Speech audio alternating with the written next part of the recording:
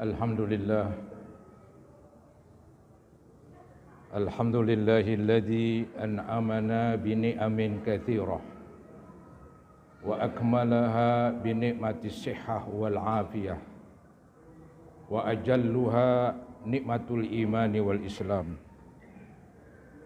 Ashhadu an la ilaha illallah wahdahu la syarikalah syahadatan arju bihan najata minal adzabil alim.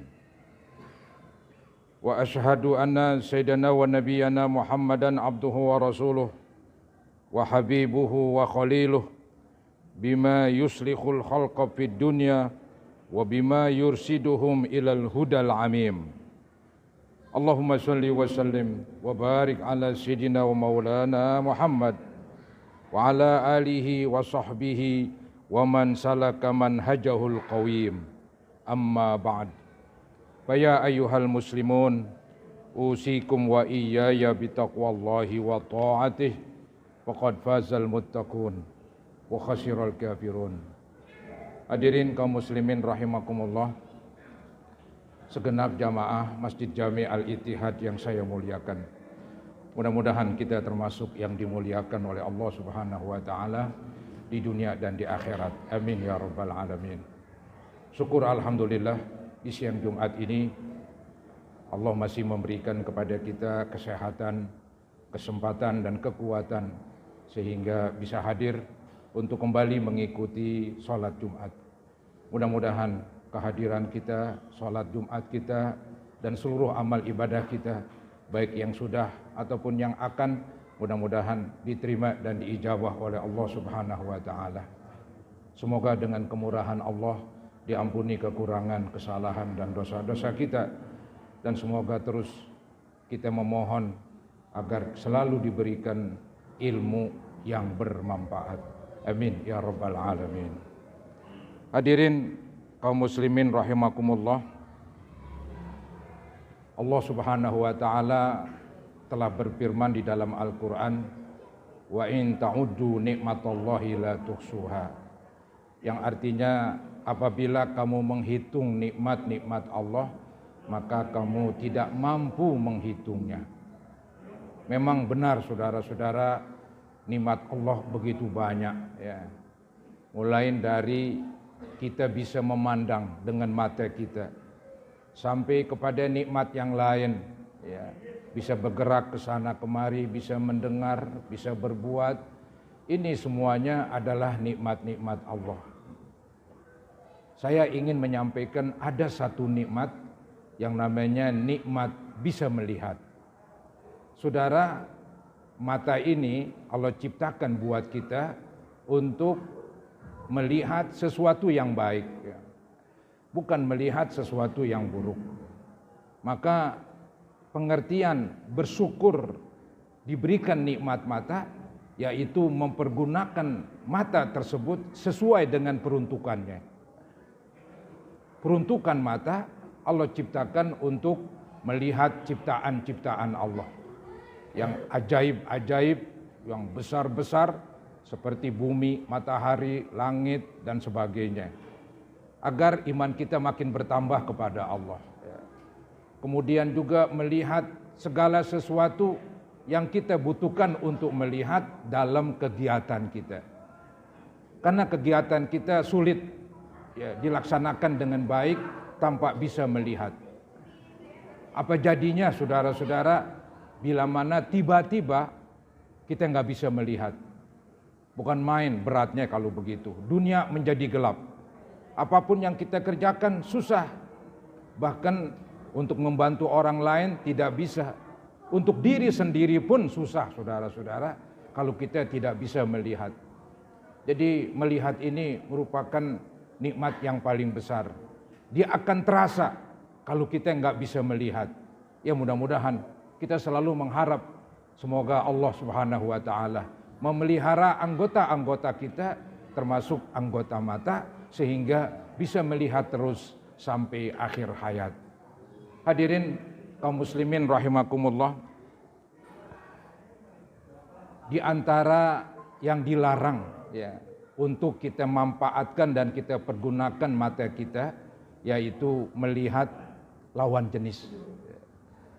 Memang namanya manusia kecenderungannya kalau melihat perempuan, maaf ya, ini memang saudara-saudara dia selalu, bahkan dia berusaha untuk memandangnya. Padahal di dalam agama itu dilarang. Ada firman Allah Subhanahu wa taala yang berbunyi qul lil mu'minina yaghuddu min absarihim. Ayat ini perintah dari Allah kepada Nabi Muhammad sallallahu alaihi wasallam untuk disampaikan kepada kita sebagai orang yang beriman, yaitu menjaga mata kita. Jangan sampai mata kita terlepas kendali sehingga melihat hal-hal yang dilarang di dalam agama. Maka bila mana kita melanggar, itu dalam agama disebut juga zina. Tapi zina mata, saudara-saudara, ya. Bukan zina yang kelas berat itu. Tapi kalau mata kita memandang sesuatu yang diharamkan, itu pun termasuk zina. Ini yang disebut di dalam hadis al-ainani tazniyani. Dua mata berzina. Wa zina human nazar. Zina mata adalah memandang, melihat yang diharamkan. Maka dengan demikian, untuk mensyukuri nikmat mata, yaitu pergunakanlah mata itu sesuai dengan peruntukannya, melihat yang baik-baik dan menjauhkan dari melihat yang dilarang oleh agama. Hadirin, ada suatu ungkapan, mata itu bagaikan anak panah. Anak panah ini dibidikan oleh setan. Kemudian anak panah ini beracun. Ketika dilepas anak panah ini pasti jitu, pasti mengena dan berpengaruh karena beracun. Nah, itulah gambaran saudara-saudara mata kita. Ya, mata kita digambarkan bagaikan anak panah yang beracun, kemudian dibidikan oleh setan, pasti kena. Maka ini semacam nasihat bahwa kalau kita bisa menjaga mata, insya Allah bisa menjaga kehormatan kita. Kalau kita nggak bisa menjaga mata, dikhawatirkan kehormatannya pun tidak bisa terjaga. Jadi saudara-saudara, mata perlu dipelihara. Ada saudara-saudara dosa mata yang lain, ya, yang perlu kita jauhi. Seperti contohnya yaitu an-nazar bil istihqar ilal muslim, yaitu memandang yang mengandung penghinaan. Ada pandangan yang mengandung hinaan kepada orang yang kita pandang. Nah, ini juga termasuk dosa mata. Dulu di masa Nabi Muhammad SAW, ketika umat Islam berada di kota Mekah, itu ketika orang Islam melewati orang-orang kafir, maka orang-orang kafir itu mengedip-ngedipkan mata sesama mereka. Tapi mengedip-ngedipkan mata ini bagi mereka, saudara-saudara, artinya penghinaan, pencemoohan kepada yaitu orang Islam yang lagi liwat. Ini yang disebutkan di dalam Al-Quran, wa idza marru bihim yataghamazun. Apabila orang Islam melewati orang-orang kafir, maka orang-orang kafir mengedipkan matanya kepada sesama mereka untuk penghinaan dan untuk memperolok-olok orang Islam. Jadi kesimpulannya, kalau kita memandang, mandanglah yang baik, bukan memandang untuk memperolok-olok, apalagi untuk menghina. Kemudian saudara-saudara, ada lagi nih yang mesti kita jauhi, yaitu an-nazar fi baitil ghair bi ghairi idni. Memandang atau melihat ke rumah orang yang dilarang. Mungkin bahasa sederhananya mengintip, saudara-saudara, ya. Jadi mengintip ke rumah orang lain itu pun dilarang di dalam agama. Berarti dia tidak memanfaatkan dan tidak pandai mempergunakan mata sesuai dengan peruntukannya. Seseorang nggak boleh, saudara-saudara, dilihat ketika mereka berada di rumahnya. Rumahnya itu kan merupakan hak dan kekuasaannya. Kalau kita mengintip, ini sudah merupakan pelanggaran dan ini dikenakan dosa di dalam agama. Sehingga agama memerintahkan kita untuk menjauhi, mengintip rumah orang lain. Allah Subhanahu wa taala berfirman, "Qul lil mu'minina yaghuddu min absarihim." Katakan wahai Nabi Muhammad kepada orang-orang mukmin, jagalah pandangan mereka termasuk melihat atau mengintip ke rumah orang lain.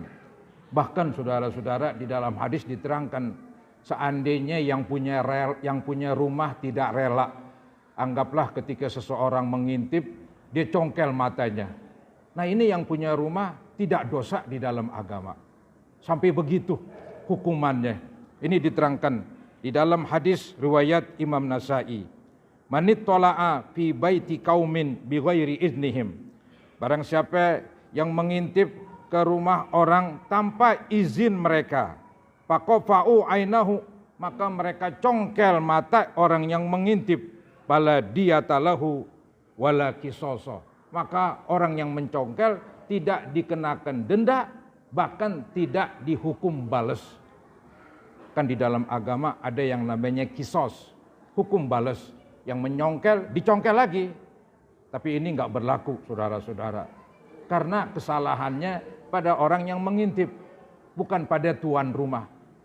Nah, tuan rumah berhak melindungi privatnya, berhak melindungi keadaan rumahnya, tidak boleh dilihat oleh orang lain dalamnya. Maka dilaranglah mengintip.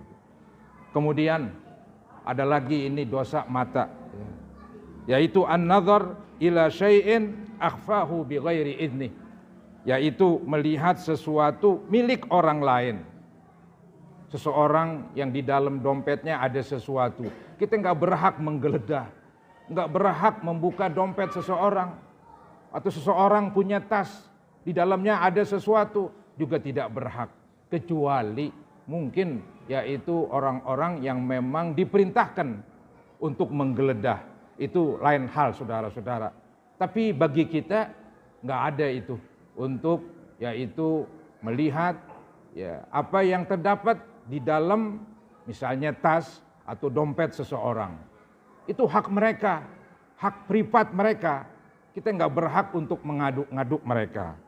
Itu saudara-saudara juga termasuk dosa, yaitu dosa mata. Kemudian ada lagi nih yang kelima, juga termasuk dosa mata, yaitu menyaksikan kemungkaran. Menyaksikan kemungkaran kan dengan mata. Di dalam Islam, kemungkaran bukan disaksikan, malah diingkari. Ya. Kan ada hadis yang berbunyi, man ra'a minkum munkaran falyughayyirhu biyadihi. Ya, faman lam yastati fa bilisanihi, faman lam yastati fa biqalbihi, fadzalika ad'aful iman. Atau kama qala Rasulullah sallallahu alaihi wasallam. Barang siapa yang melihat kemungkaran, hendaklah robah dengan kekuatan. Enggak bisa dengan kekuatan, dengan nasihat. Enggak bisa dengan nasihat, dengan hati. Hatinya membenci kemungkaran. Nah, sekarang malah ditonton, saudara-saudara, kemungkaran tersebut. Maka itu termasuk dosa mata.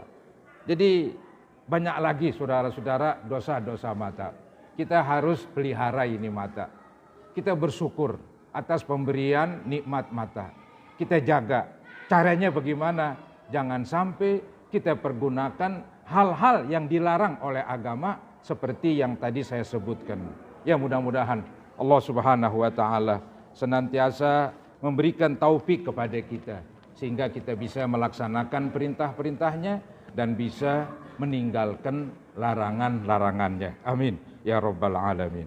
A'udzubillahi minasyaitonir rajim. Bismillahirrahmanirrahim. In tajtanibu kaba'ira ma tunhauna an nukaffir ankum sayyi'atikum wa nudkhilkum mudkhalan karima.